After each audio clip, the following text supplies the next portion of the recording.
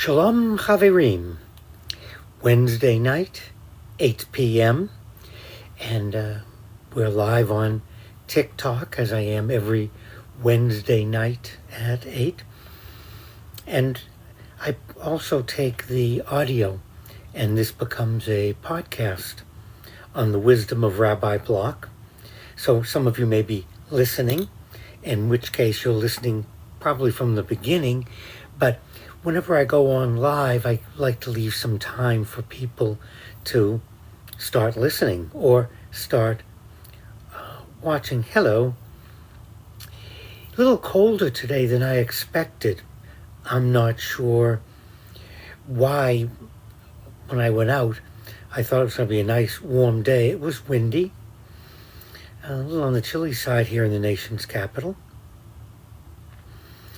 So my topic this evening is, does God have a favorite religion? Or what is God's favorite religion? And I've started to ask people.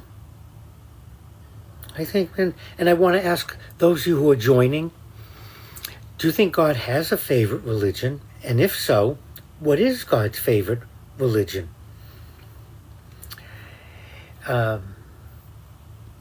My answer would be the one that unites you with God would be God's favorite religion because it works for you. But not when I ask people and not when I read.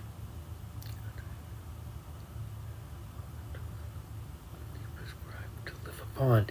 When I started reading and asking people, it turned out to be their religion. Now, that's not really surprising because each one of us wants to believe that we're onto the truth, that our religion is the only authentic one. And those of you who have been listening and watching,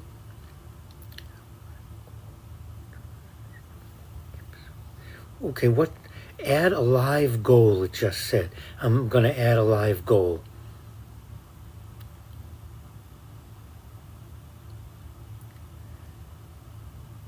Never mind. How do I get rid of that? I don't know how to get...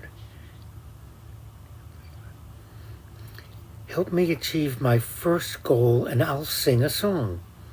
What? I have no idea. I'm touching the screen.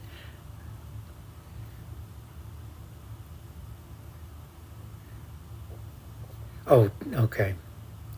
My goal is to have a co-host for next Wednesday night. To have a co-host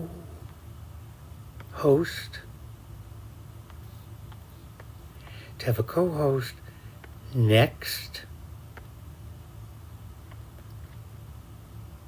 Wednesday night.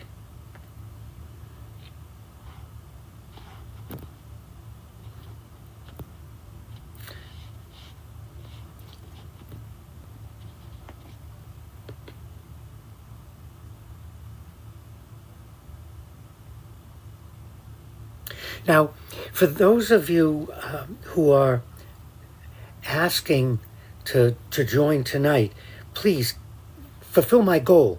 Send me an email so you can co-host with me next Wednesday night. Then I'll fulfill my goal. Okay? That'll work.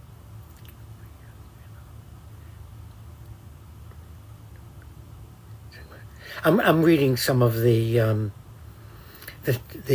text. You know, the questions always come up about Israel and Gaza and the attack and taking hostages, raping women, murdering children. All these questions keep coming up, and then people want me to say that Israel's committing genocide and that the Muslims are committing genocide. Sports fans, Habibi. I'm addressing you, Habibi. Israel is a political country, and it's making some, what I think are very bad decisions. I don't approve of its tactics or what it's doing.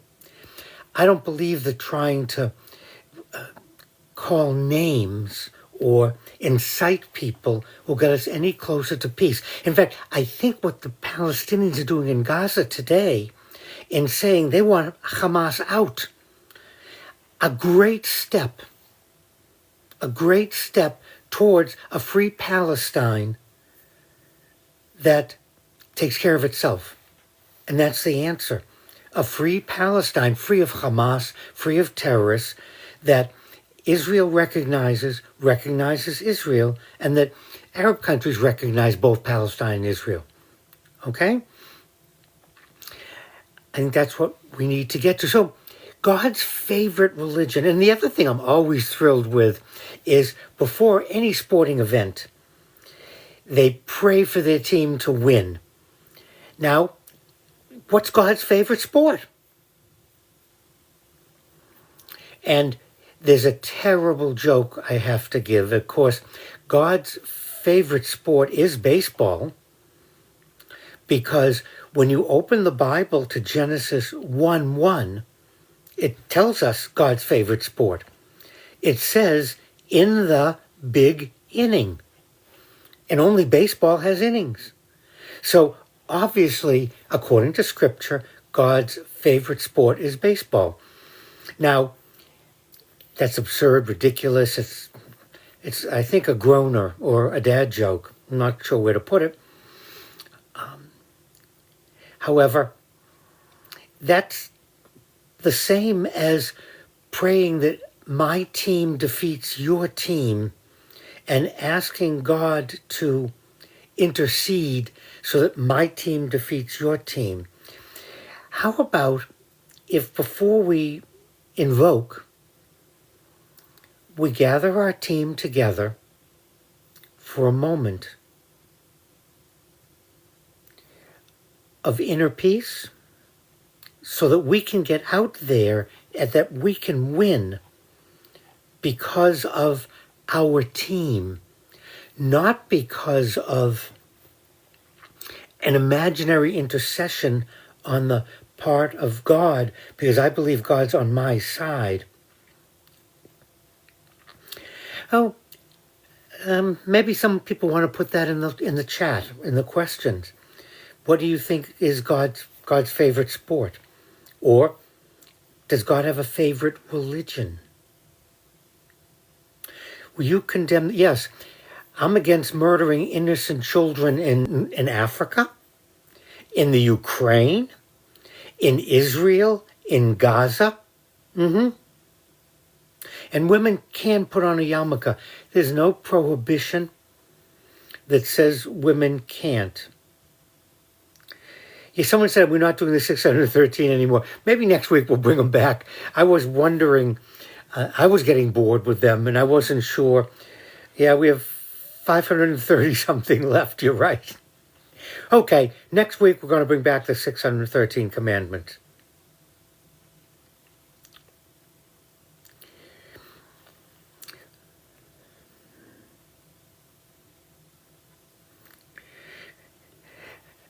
And someone just supported my view that when I ask, everyone always says that their religion is God's favorite religion and everyone else is wrong. And I think God's favorite religion are believers, and I said that earlier, that God created, God revealed, God taught as many ways to reach God as there are blades of grass on the fairway and in the rough and out of bounds, so that each of us can find an avenue or a way to reach inner peace, tranquility, and be nice to each other.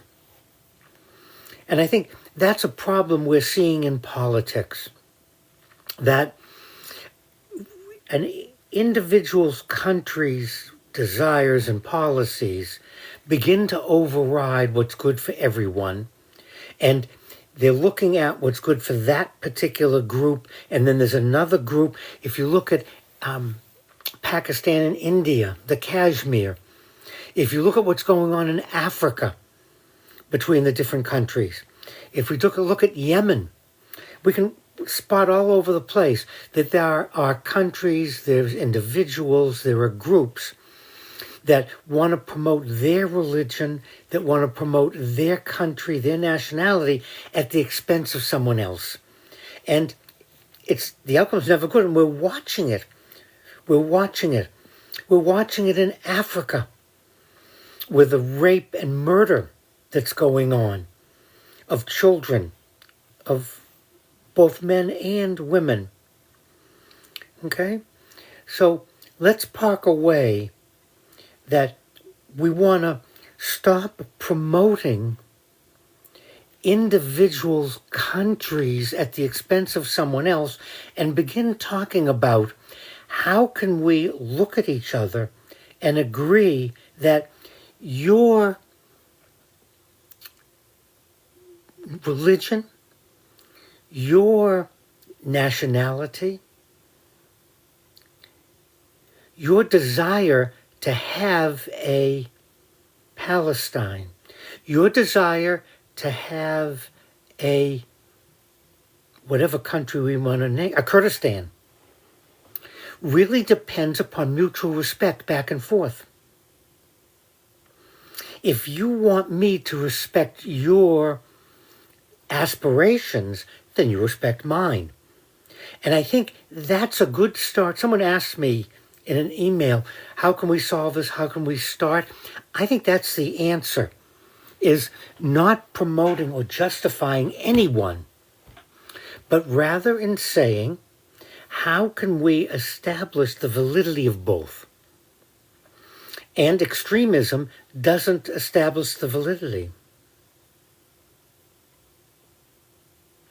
If you could make it so one religion never existed, what religion would that be? Atheism. Remember, Zoroastrianism is the oldest monotheistic religion that we have recorded. It's not Judaism. And both Christianity and Islam we know came later. But anyone that tells you Judaism is the first monotheistic religion hasn't done their studying. It's Zoroastrianism. And there are still Zoroastrian temples around, and there are still followers around. Okay? So, someone asked me about Jesus. Jesus was a Pharisaic, apocalyptic, itinerant preacher. And his message is reflected in others of that time. And later, Paul and different councils would begin to split off Jesus' teachings to form Christianity.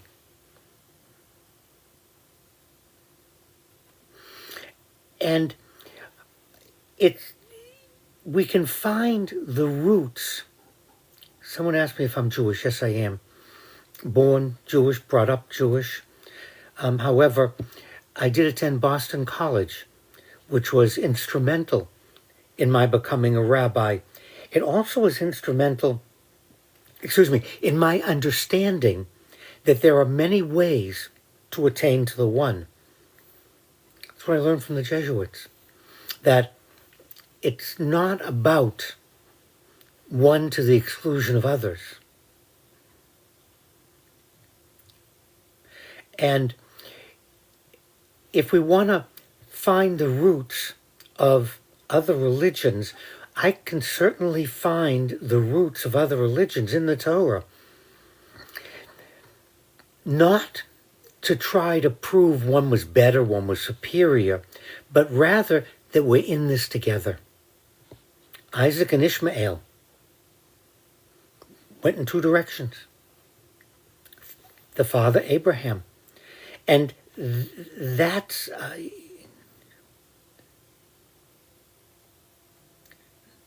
No, I don't believe that Jesus is in hell. And in Judaism, we do not have a firm concept of hell as in Christianity. We believe everything returns to God who gave it. And the Talmud is not replacing the Torah. The Talmud is rabbinic discussion of the oral laws. Judaism doesn't have a central authority. And that's one of the things that's fascinating about questions that people ask is many individuals coming from religions that have a central authority, the Pope, cardinals, lay leaders that form synods. Many religions have that. So when people approach Judaism, it's understandable. They're coming from that idea. And so when they hear one or two things about Judaism, they think that's an authority. We have branches of Judaism, we have structures, we have sections of Judaism, and many of us disagree with each other. And there is no authority or individual who can say, you're wrong, that's not it. That's why we have so many documents. That's why we have education. That's why we have debates. That's why we have so many opinions. Because there is no central authority to declare. Even when one reads, let's say, take the Mishnah, putting aside the Talmud, just reading the Mishnah, which is oral law, there's another group that didn't make the cut in the Mishnah called Tosefta. And there's more Tosefta than there is Mishnayot. And then when we add the Gemara, which is discussion of the Mishnah, we have Talmud, we have discussions and commentary on the commentary. And so Judaism is based upon study, and the goal of the rabbi is to teach and then get out of the way, not to tell you what to believe. I'm not a policeman. I'm a volunteer firefighter, but I'm not a policeman. So that's what I do on Wednesday nights. That's what I do on TikTok. That's what I do on the YouTube, The Rabbi and I. That's what the podcast, The Wisdom of Rabbi Block, and the podcast, The Rabbi and I, they're about teaching. And I understand that I'm presenting my view, I'm putting it out there. And so it's up to individuals, but that's difficult because there's just so many voices out there. There's so many people screaming for our attention. There's so many people telling us, on Sunday mornings, I used to, when I was doing some driving, listen to the local church stations on the radio. And some of the preachers were excellent. And some of them were very upsetting because they never said anything positive. I listened to them preach, and all they told me was how others were wrong. And it wasn't just Jews or Muslims they were talking about. They were talking about Roman Catholics, Presbyterians, Episcopalians. And I found that very disconcerting because what I wanted to hear was a positive message about their teaching. I want to learn something. I didn't want them to tell me that this group is bad, this group is wrong, don't listen to them. And I find that very upsetting on TikTok as well, when individuals will start telling me the world, blame it on the Jews, blame it on the Muslims, blame it on the Roman Catholic Church. And then they go on to explain why and how money's being funneled into these groups, how your tax money is being funneled. And I find that disheartening.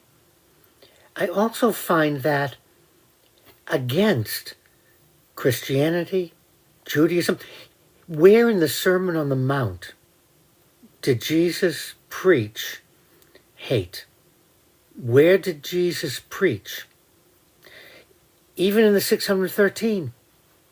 And we use the word commandment, but since we don't have any police, the word commandment doesn't have the same weight as, and that's why it's an unfortunate word, commandment, because it would imply or connotate, or we might think that we're obligated to do it.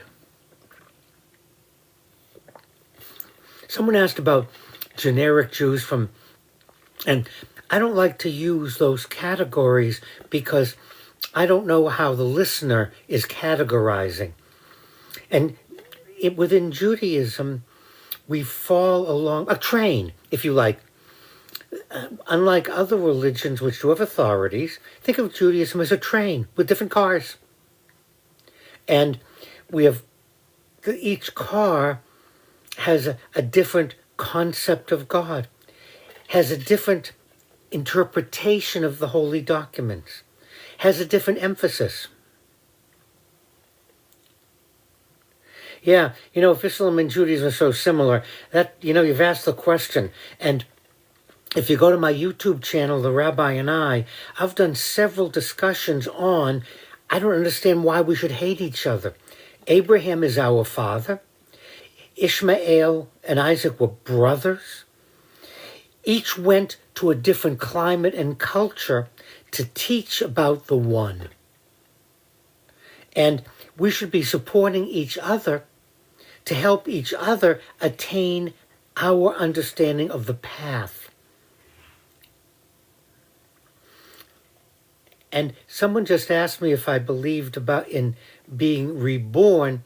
That may be a neat topic, because Judaism does have an element, a car, if you will, on the train, where people talk about having another life or coming back, talking about spirits.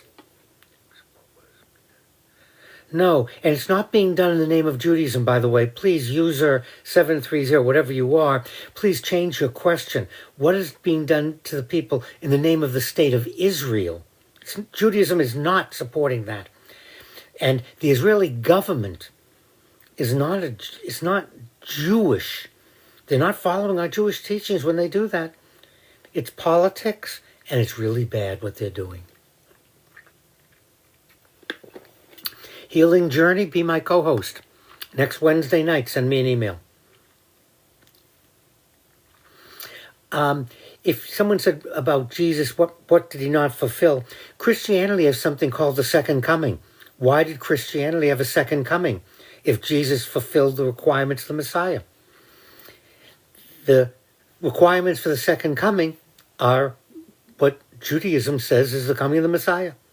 So, in a sense, we both believe in the same thing. However, in Judaism, we're open. Remember, the word Messiah means messenger. And so the Messiah isn't going to create anything. He's not going to do anything. And the teaching in the Torah, in Hebrew scripture, the Tanakh, the Hebrew teaching of the Mashiach, the messenger, is the messenger will announce. Someone just said, how do I get more in touch with Judaism? Please send me an email, 9420, and I'd be glad to meet with you in my Zoom room. And I'll be glad to help you any way I can. We can meet once. We can do something else. Any way I can help, please. So the Mashiach is going to announce that the 666, please, I want to co-host with you in next Wednesday night.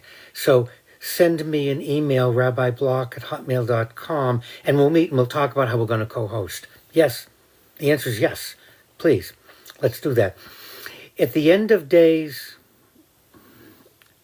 I got another invite from 6666, but I don't want to pop something on the screen and not have a plan. Unfortunately, I like to be organized, and I like to plan things.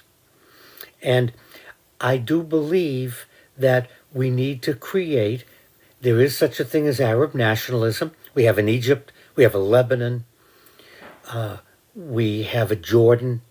So there's no reason why the United Nations and other Arab countries can sit down and work with Israel, with the Palestinians, to create a free Palestinian state that's not a platform for terrorism anywhere in the known universe. So the answer is yes. Okay? So at the end of days it shall come to pass. And the goal of the Messiah, a messenger, will come and say, it's time. God's kingdom will be established on earth. The Messiah is not going to establish the kingdom. He's not going to not going to suspend any laws.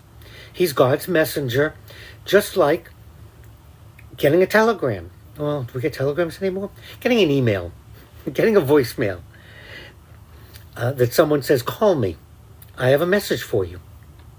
And that's what the word Messiah means, a messenger. And so the God's kingdom was not established on earth when Jesus came.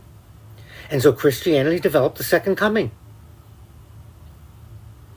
And that's the answer to someone's question about how we view. And I'm waiting, I'm open. And, doesn't matter who the Messiah is.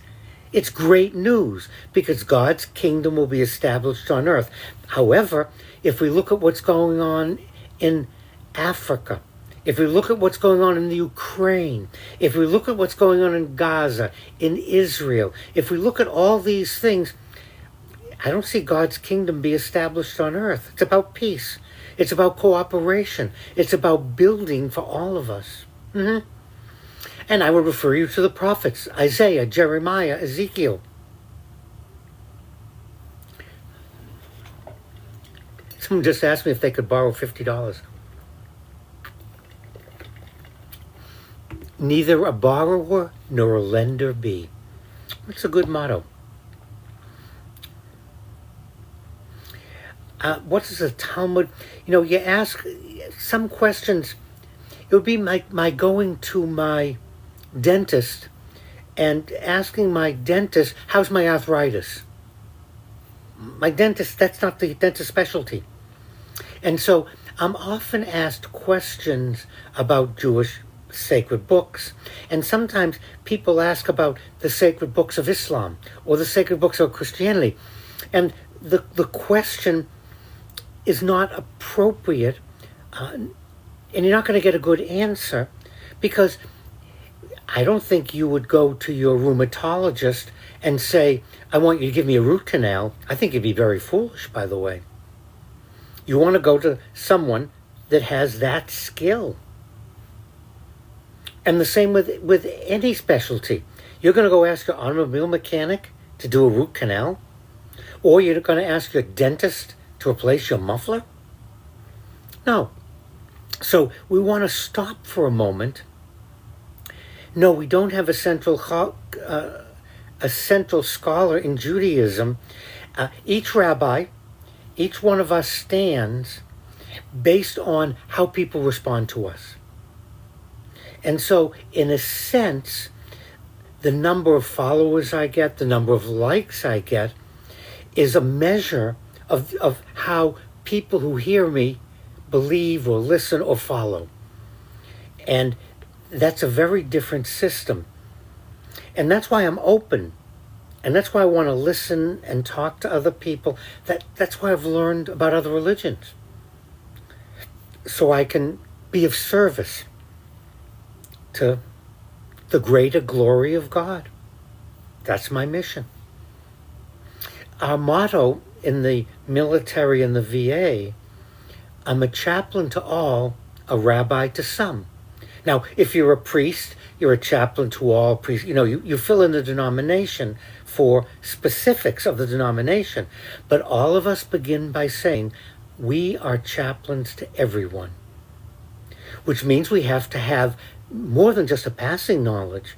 We have to be able to help individuals with what they're wrestling with. Not converting, not putting down other religions, not saying mine's better than yours, yours is worse. No, none of that goes on. And that's the goal of a chaplain. Now, that's not to say that there aren't some chaplains that do other things or promote their own, but that's not our motto. That's not what we're supposed to do. We're coming to the end of our 30 minutes. And as you know, I would be remiss if I didn't promote my book, How to Be Jewish in 30 Seconds. And Barnes & Noble online, Amazon online, or at your local bookseller. They'll be glad to order a copy of How to Be Jewish. And the cartoons alone are worth the price of the book. If even if you don't think my wisdom or teachings are, because you're used to hearing. Well, thank you for listening. Thank you for watching. And I'm going to be watching my email this week so that I will have a co-host for next week's show. So, good night, everyone.